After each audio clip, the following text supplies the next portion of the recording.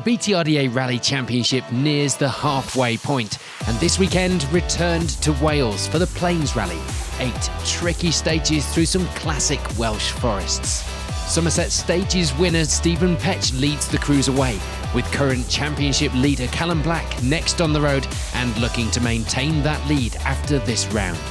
In the Silver Star, it will be the Rowlands brothers at the top of the entry. 4 stages face the cruise this morning then, all of which will be repeated this afternoon.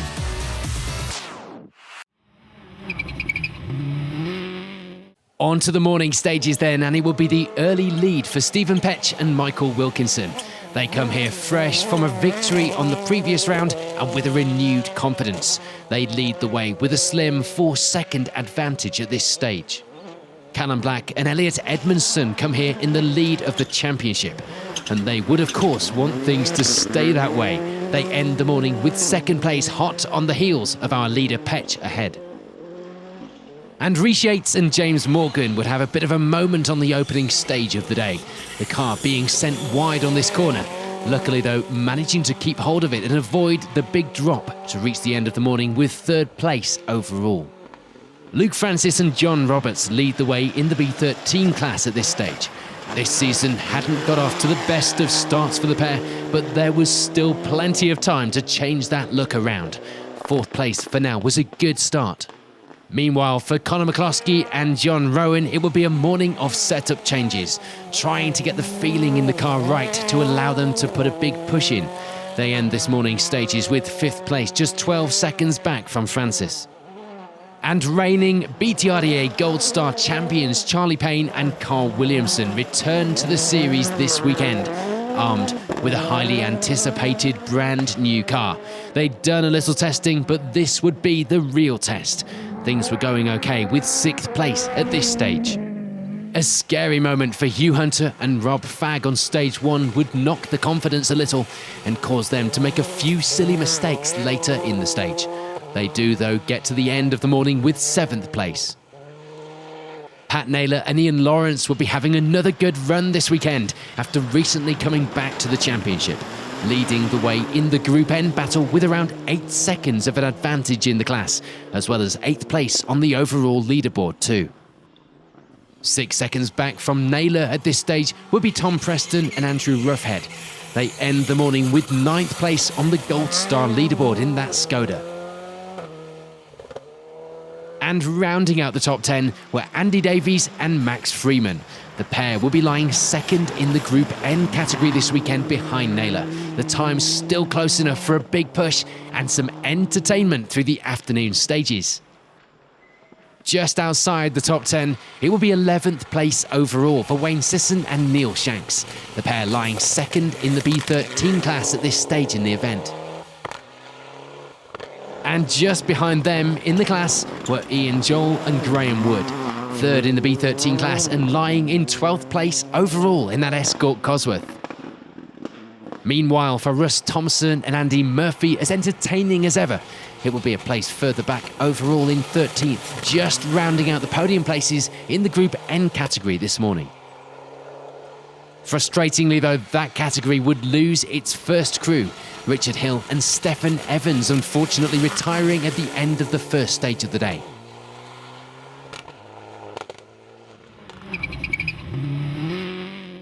In the Silver Star, it will be an early lead for Ian Rowlands and Emir Hall. They get to the end of stage 4 with almost a minute of a lead in the category. As well as that, the time's also putting them in 7th place on our overall leaderboard amongst the 4-wheel drive cars. Always the cats among the pigeons here on the Plains Rally. 2nd place at this stage would belong to Rudy Lancaster and Guy Weaver. The pace was good from the start, and although they had a minute to the lead, they were holding on to a small but significant advantage in that 2nd place. Following Lancaster would be the 2nd of the Rowlands, John Rowlands and Glenn Latham taking up 3rd place at this stage, as well as leading the way in the B11 class with their times. Outside the podium places, it will be 4th place overall for Rob Dennis and Andrew Boswell. They lie 2nd in the H3 class with Lancaster out in front. Previous Silver Star winners Dave Bennett and Alistair McNeil would lead the way in the B10 class at this stage, but they'd have some way to go for the victory this weekend, sadly. That would certainly be the case through the afternoon, the pair retiring with a broken driveshaft and a starter motor problem. This morning's stages would see us lose Jody Bocott and David Millard as well. They make it as far as stage 3 before being forced to retire. For Andy Davison and Tom Murphy, it would be a good start to the day. They lie second in the B11 class at this stage, as well as 6th place on the overall results. After their retirement on the Malcolm Wilson, they needed good scores on the remaining rounds of the series. It will be second in the B10 class at the midpoint of the day for Barry Jordan and James Grattan-Smith. The Avenger pair just 13 seconds back from Davison ahead and lying in 7th place overall. Nick Dobson and Steve Pugh will be a further 3 seconds back on the results, lying in 3rd place in the B11 class. And it will be 2nd place in the B12 class for Colin Griffiths and Mike Wilding. The BMW always entertaining to watch on the stages and sitting in 9th place overall too. And rounding out the top 10 was Steve Hopewell and Clive Jones. The pair were actually on the same times overall at this point. The positions decided on those opening stage times. In a few of the classes outside of the top 10 briefly, it would be the N3 lead for Alistair Curry and Stephen Brown. The pace was looking good in the class, leading the way in the ST Trophy of course too. For Paul Street and Ian Jones, it will be 3rd place in the H3 class. They had a significant advantage in that position, but the overall times were another matter, things looking a little closer there. Street will be just 7 seconds ahead of Steve Ward and Mike Crawford on those overall times. Ward in the lead of the H2 class at this point in the event, as well as 13th on the leaderboard. For Richard Wells and Calvin Holdsworth, it will be 2nd place in the N3 class. Retirement last time out wasn't helping their ST Trophy season, so this weekend a result would be desperately needed. And 3rd place in the N3 class would be Tony Simpson and Ian Bevan. Only 2 seconds between themselves and Wells up ahead after 4 long, gruelling stages here in Wales. The B12 class, meanwhile, was being fought out at the top of the results. But for Simon Smith and Andrew Greener, it will be 3rd place in the class at this stage. Looking like that position was safe down in 16th place. For Zach Hughes and Chris Evans, it will be 3rd place in the B10 class. The step into forest rallying would, of course, take a little time to get used to. More attrition here on the plains. We do lose Gareth Edwards and Dylan Andrew. Despite some late nights getting the car ready, the transmission would fail through stage 1. And we'd also lose Guy Butler and Jamie McTavish, our very own rallying cameraman. They make it to the final corners of the opening stage, only to roll the car. And although getting things going again almost immediately, they do retire at the end of the stage. In the 1400 category, it will be the early lead for Chris Powell and Jim Lewis. They open up a 16-second advantage at the top of the results going into service. For Dave and Toby Brick, it will be 2nd place. The pace was good, but they still had a few seconds to try and gain in the afternoon to take that top spot from Powell. Unfortunately, not everyone was having a good run. We'd lose Tommy Meadows and Ian Oakey when they roll out of the event on the first stage of the day. Thankfully, the pair both okay after that incident. Things were going a lot better though for Ed Fossey and Chris Sharp-Simkis. The season on the whole was going well, and 3rd place this weekend was a good start here in Wales for the pair. For Carl Davies and Richard Jones, it will be 4th. The pair were 24 seconds back from the podium places at this stage, so it wasn't out of the question for a podium position with a bit of a push this afternoon. And for Pete Gorst and Phil King, it will be 5th place at this stage. Limited experience on the gravel would go against them, but they lie just 18 seconds back from Davies with this taken into account.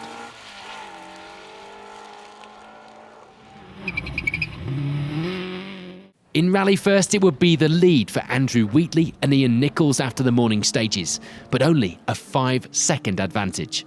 And that advantage would be over this man, Bart Lang, Sinclair Young alongside, the pair lying second at this stage and with a little more of a lead themselves in that place. For Chris Hickman and Alex Stanbury, it would be third place in the category. They would be 28 seconds behind Lang at this stage, but of course would have 4 more stages to try and change that.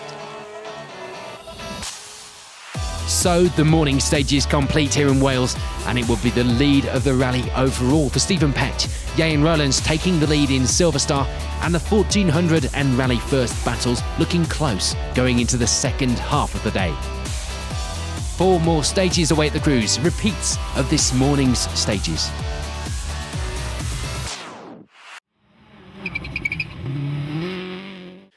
On to the afternoon stages then, and it would be a 5th place finish in Rally First for Sam and Liam Johnson. Their first event on gravel, and all went well, apart from a small amount of sickness from the co-driver. Jonathan Pickering and Simon Broom would gain a place in the afternoon stages, moving up to 4th in Rally First by the finish. And there wouldn't be any change to 3rd place in the category.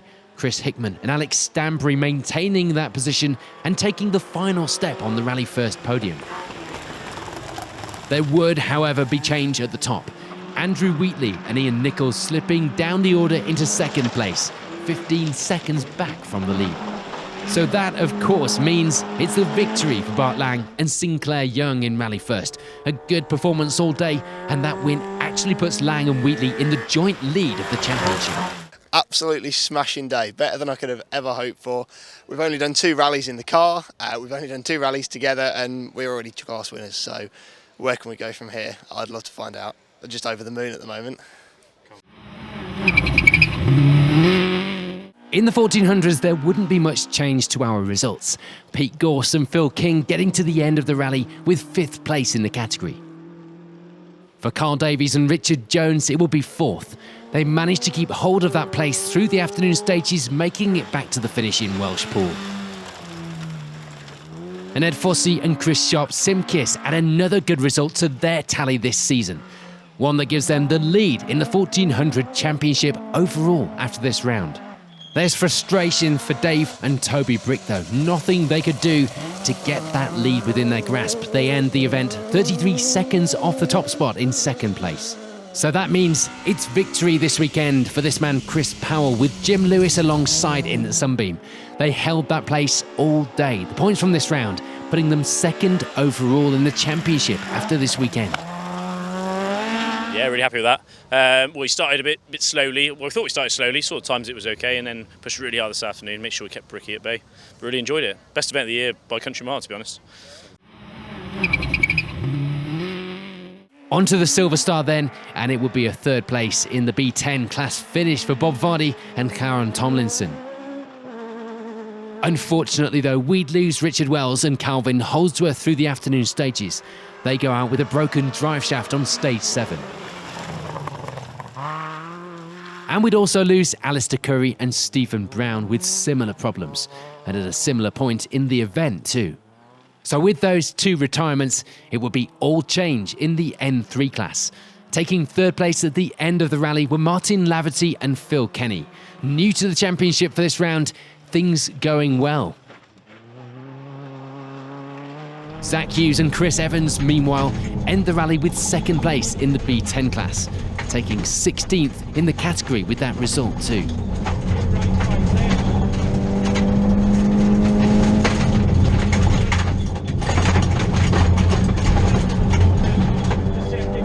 It will be another surprising result for John Ambler and Arwell Jenkins this weekend in the N3 class. 2nd place was theirs, another podium to add to their good result last time out, collecting them now. Just the one finisher in the H2 class, Steve Ward and Mike Crawford taking class victory and lying in 13th place on the overall results.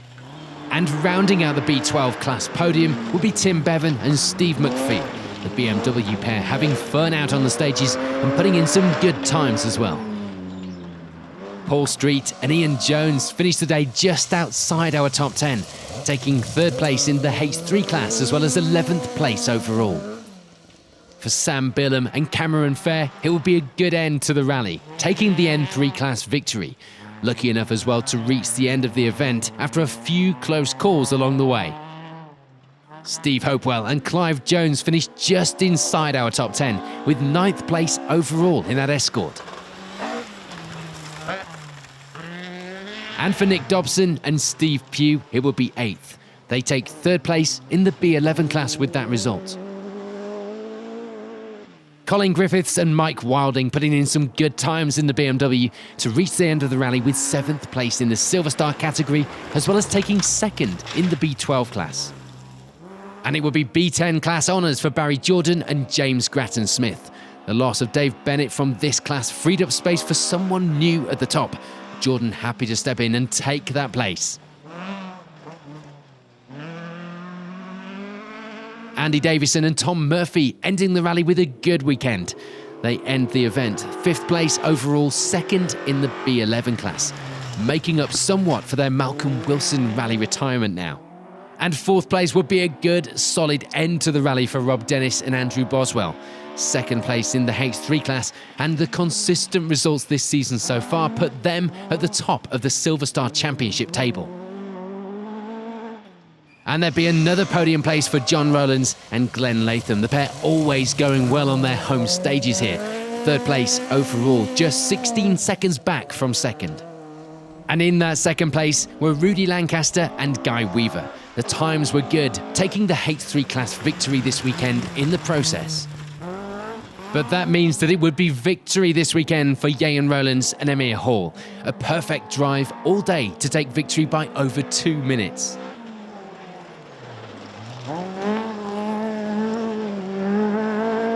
Good, brilliant rally. Pushed really hard from the start, even though it was really slippy this morning. Conditions were really slippery. Plenty of grip somewhere, some places, and then slippery. If you go onto the loose, it was a hard rally really. But we pushed as hard as we could, got the win, and we were having a battle with the Group N, so we finished in front of them, 10th overall. So delighted. The cars worked well, thanks to the mechanics and John, my brother. Been a brilliant day. In the Gold Star, it will be a 3rd place finish in the Group N class for Russ Thompson and Andy Murphy. The pair leaving this round, leading the Production Cup Championship with this result in the bag. Ian Joel and Graham Wood in the Escort Cosworth end the event with 3rd place in the B13 class. Times were close right through the leaderboard. They finished in 12th place overall too. And just ahead of Joel were Andy Davies and Max Freeman, keeping hold of 2nd place in the N4 class for the second half of the day and lying just outside the top 10 with 11th place. Moving on to that top 10 then, and it would be 10th place for Wayne Sisson and Neil Shanks. The Evo pair taking 2nd place in the B13 class with their times today. Pat Naylor and Ian Lawrence have a great run this weekend to make it another Group N victory.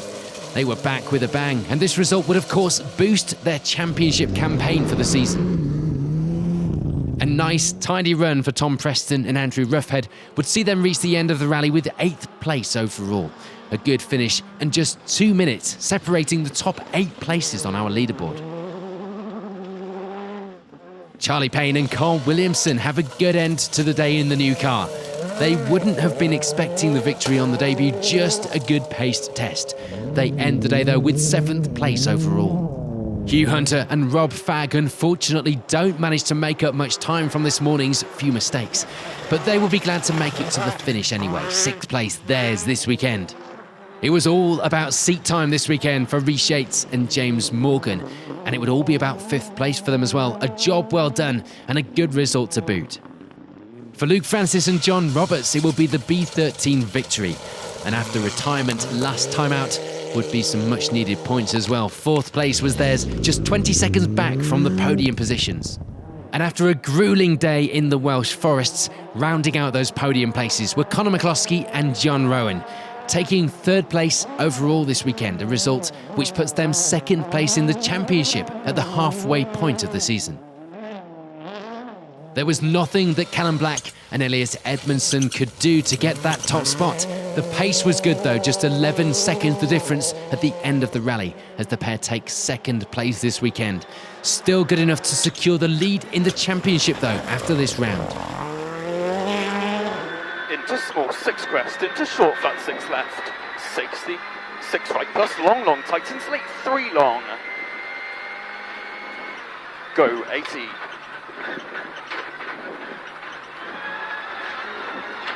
Short 6 right into 3 left, 100. Caution, deceptive 6 left over small crests, into slippy hairpin left plus long. And flat 6 right. Continues for 150, nips okay. Into small 6 crest, 60 latest turn, 3 right fast carry.